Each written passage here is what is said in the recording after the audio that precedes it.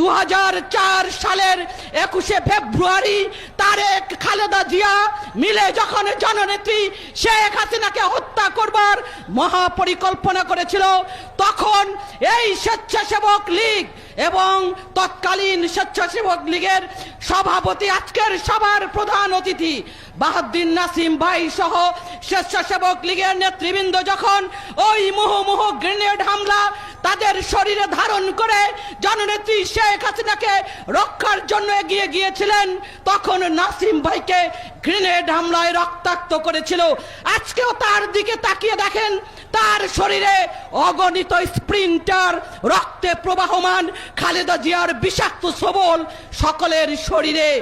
আমরা বলতে চাই, প্রিয়াকে আমার কেড়েছিস তোরা, ভেঙেছিস ঘর বাড়ি, সে কথা কি আমি জীবনে মরণে কখনো ভুলিতে পারি?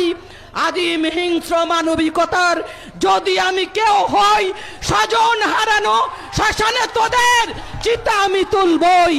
আজকের এই স্বেচ্ছাসেবক লীগের সম্মেলনের মধ্য দিয়ে যে নতুন নেতৃত্ব হবে, সেই নতুন নেতৃত্ব ওই জামাত বিএনপি জোটের মসনদ ওদের খুঁজে খুঁজে বের করে আগামী দিনের জননেত্রী শেখ হাসিনার স্মার্ট বাংলাদেশ বিনির্মাণের যে উন্নয়নের আলোক্য গাথা, সেই সত্য কাহিনী শোনাবে। নেত্রকোনার প্রত্যেকটি বাড়িতে বাড়িতে গিয়ে তৈরি করবে ভোট এবং প্রতিশোধ নেবে আগামী দিনে নির্বাচনে।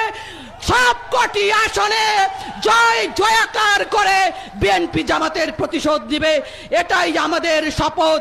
মাননীয় প্রধানমন্ত্রী জননেত্রী শেখ হাসিনাকে আজকের এই নতুন নেতৃত্বে যারা আসবেন, স্বেচ্ছাসেবক লীগের প্রতিটি নেতাকর্মী বলবে, মাগো ভাবনা কেন, আমরা তোমার শান্তিপ্রিয় শান্ত ছেলে।